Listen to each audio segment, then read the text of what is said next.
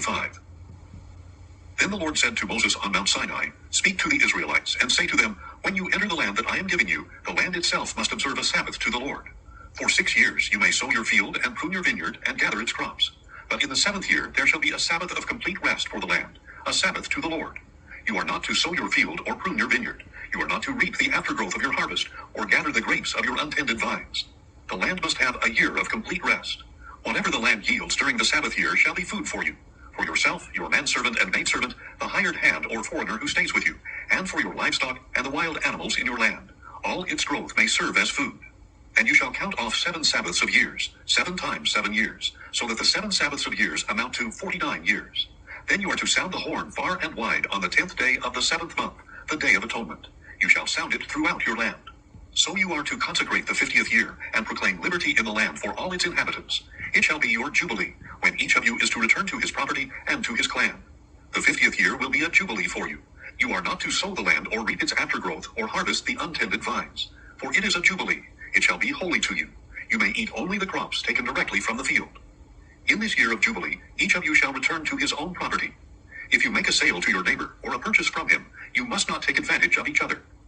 You are to buy from your neighbor according to the number of years since the last jubilee.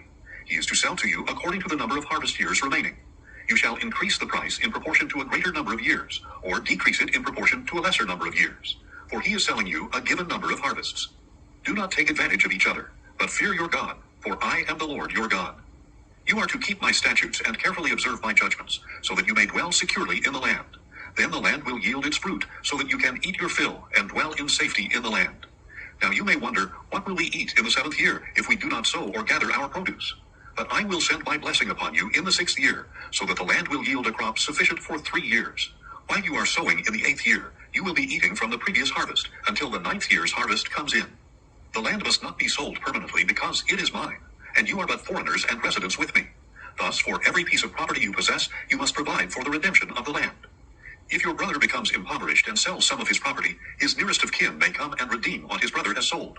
Or if a man has no one to redeem it for him, but he prospers and acquires enough to redeem his land, he shall calculate the years since its sale, repay the balance to the man to whom he sold it, and return to his property.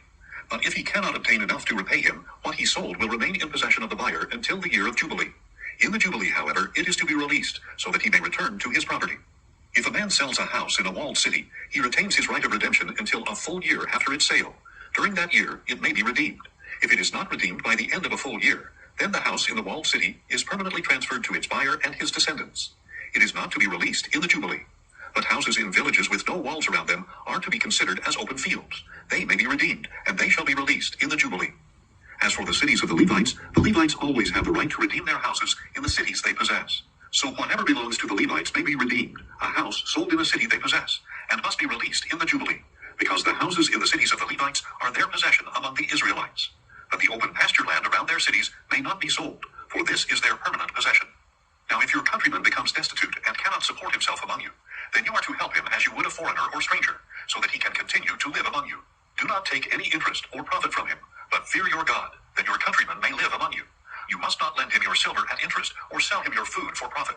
I am the Lord your God, who brought you out of the land of Egypt to give you the land of Canaan, and to be your God.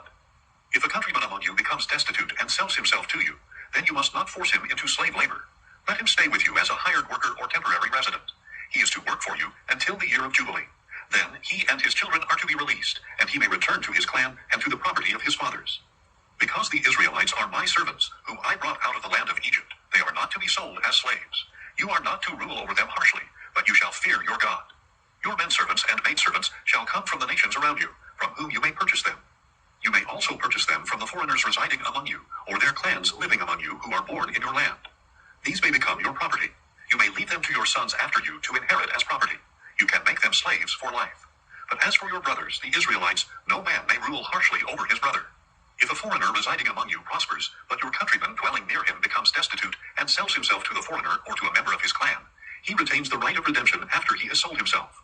One of his brothers may redeem him. Either his uncle or cousin or any close relative from his clan may redeem him. Or if he prospers, he may redeem himself. He and his purchaser will then count the time from the year he sold himself up to the year of Jubilee. The price of his sale will be determined by the number of years based on the daily wages of a hired hand. If many years remain, he must pay for his redemption in proportion to his purchase price. If only a few years remain, of Jubilee, he is to calculate and pay his redemption according to his remaining years.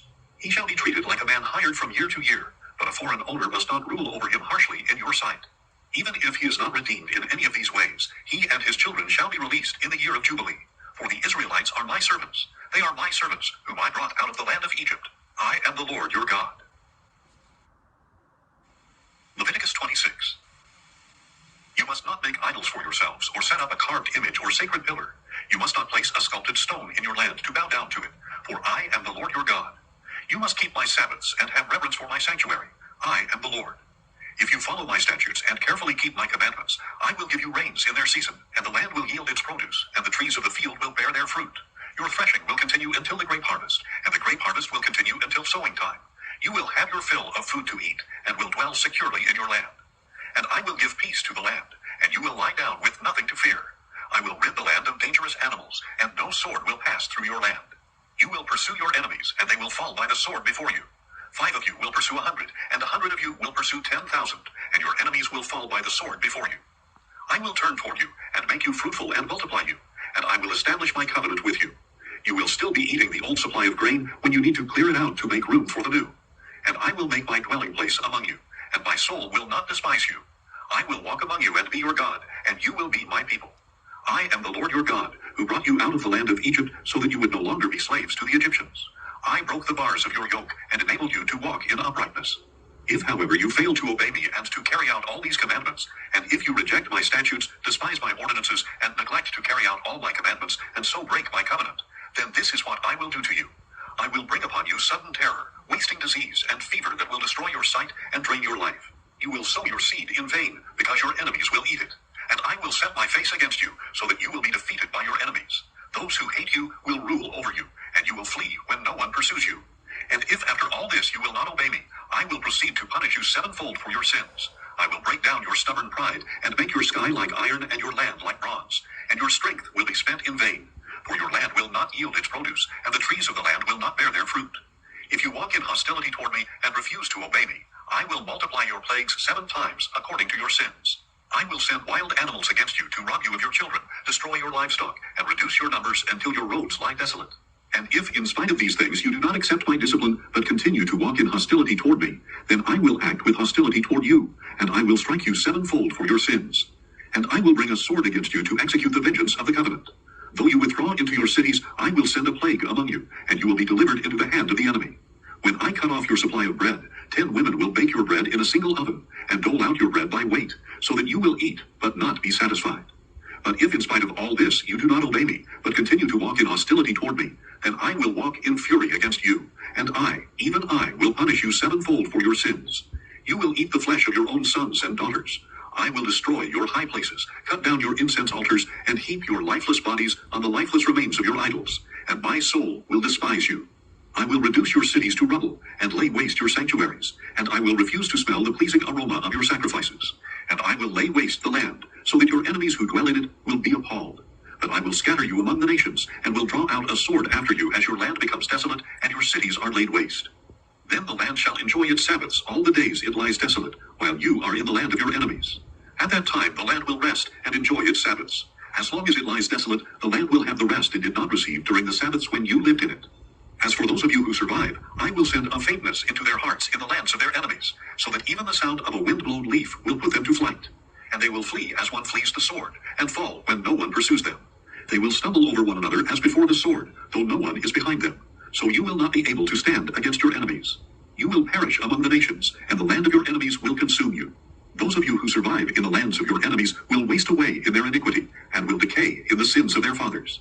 But if they will confess their iniquity and that of their fathers in the unfaithfulness that they practiced against me, by which they have also walked in hostility toward me, and I acted with hostility toward them, and brought them into the land of their enemies, and if their uncircumcised hearts will be humbled, and they will make amends for their iniquity, then I will remember my covenant with Jacob, and my covenant with Isaac, and my covenant with Abraham, and I will remember the land.